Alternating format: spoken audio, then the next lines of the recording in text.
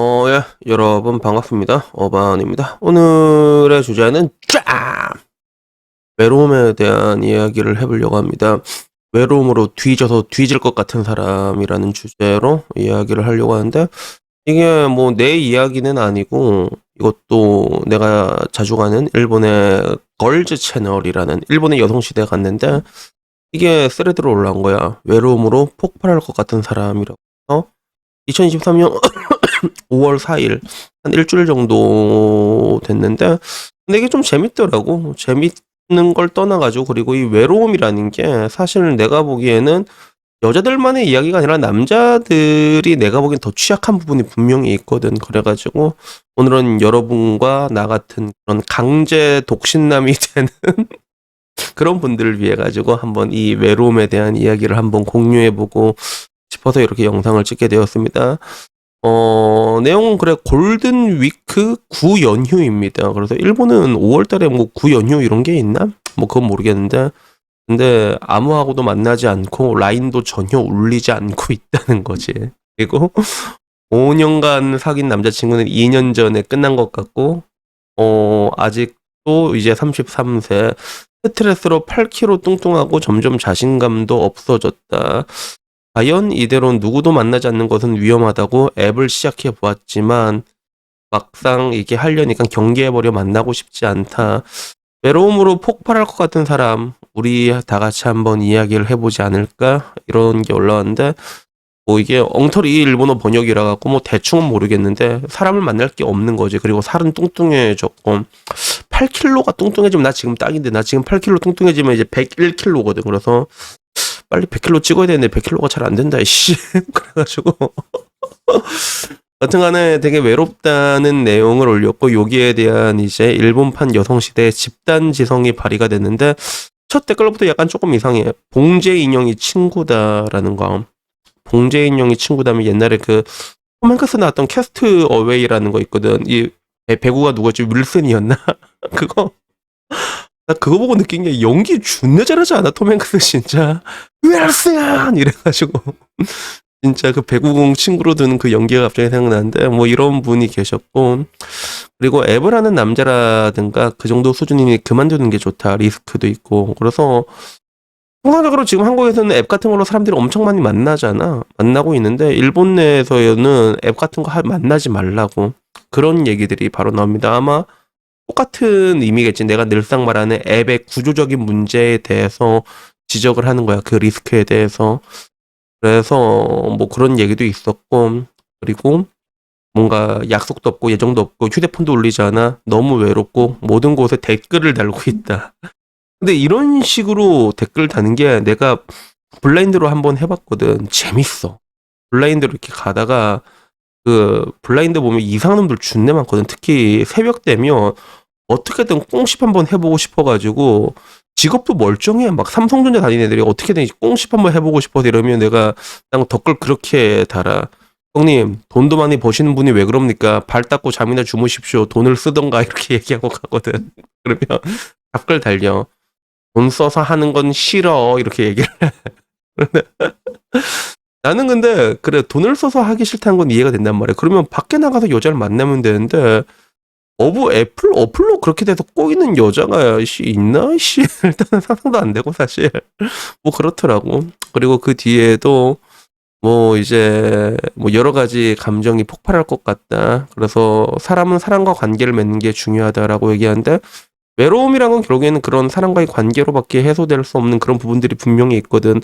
혼자서 버티기에는 뭔가 일이라던가 아니면 사람이라던가, 사람이 아닌 취미라던가 혼자 사는 건 좀 뭔가 한계가 필요한 것 같아. 그래서 그런 것들도 있고, 반대로 가르짱이 친구입니다. 이런 거.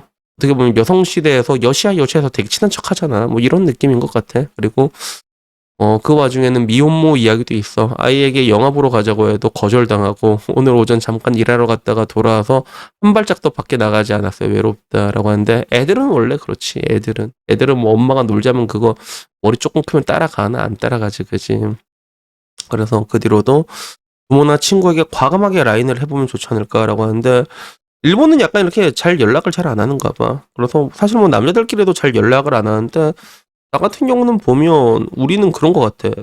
즉흥적이야 되게. 그러니까 약속을 당일날 잡아. 2시간 전에. 야, 너 2시간 뒤에 할 거 있냐? 2시간 뒤에. 야, 니랑 술 먹어야지 이러고 나가고 그러다가 안 되면 안 보고 그렇게 얘기하는데 일본 내에서는 서로 이렇게 연락하는 거에 대해 가지고 좀 약간 쑥스러운 그런 느낌이 분명히 있는 것 같아. 내가 느끼기에는. 그래서 용기를 내서 연락을 해보자라는 그런 얘기도 있었고 그리고 뭐 이제 외로워서 유튜브를 보는 사람들도 있고 그리고 이런 얘기가 좀 많았어. 남자를 만드는 것보다는 취미로 여자를 만들자라는 얘기가 생각보다 되게 많았어. 그래서 여자친구를 만드는 앱을 깔아라. 뭐 이런 식으로 하고 그 와중에는 어머니가 죽으면 뒤질 거라고 생각한다. 남자친구도 없고 친구도 없고 살 이유도 없다. 이런 사람도 있었는데 확실히 그런 것 같아. 뭐라고 해야 될까? 여자들은 여자들끼리 좀 연대하는 능력이 좀 뛰어난 그런 느낌? 그래가지고 그 영화 중에서 카모메 식당이라는 영화가 있거든. 일본 영화야. 일본 영화 카모메 식당이라고. 카모메가 갈매기였나? 뭐 잘 기억은 안 나는데 그 여자들끼리 낯선 유럽에서 만나가지고 일본 여자끼리 이렇게 연대하는 내용은 근데 나는 이 여자들의 이 연대하는 능력이 약간 이게 높게 사면서도 약간 좀 이게 남자로서는 좀 이해하기 힘든 부분들인 게 뭐냐면 이게 금방 친해져요. 진짜. 그 상황에 맞춰가지고. 그래서 되게 친했지만 상황이 달라지잖아. 예를 들어 엄청 친했어. 근데 얘는 결혼했고 얘 안 했어. 그러면 완전히 안 보게 되더라고. 그게 남자들도 뭐 이렇게 진짜 친하다가 해도 얘가 결혼을 한다 해도 난 지금 동무하고 잘 만나고 있잖아. 잘 보거든. 물론 예전 같진 않지만 그런 게 있고 내 친구들마다 그런 거 없는데 여자들은 그 상황에 따라 가지고 이렇게 촥 붙는 경우도 있고 촥 떨어지는 게 엄청 심하더라고. 그게 그래서 그 카모메 식당 봐도 그런 여자들의 연대하는 능력 같은 게 되게 눈에 보여. 할 곳 없는 여자들, 남편 없는 여자들끼리 서로 이렇게 연대해가지고 식당 꾸려 나가면서 그렇게 살아가거든. 그러니까 여기서도 보면 어플로 남자를 만나지 말고 어플로 여자를 만나라고 하잖아. 그래서 이런 것들을 보면 내가 이때까지 보면서도 뭐 학원 같은 데 나가도 그런 것도 되게 많이 봤거든. 막 이렇게 어른들 돼서도 어른들 모이는 학원 같은 데 내가 몇 번 다녔거든. 그러면 약간 독신녀끼리 갑자기 눈 맞잖아. 서로 맘 맞잖아. 그러면 금방 친해집니다. 금방 친해져. 근데 문제는 또 이제 금방 서툴리면 또 안 봐.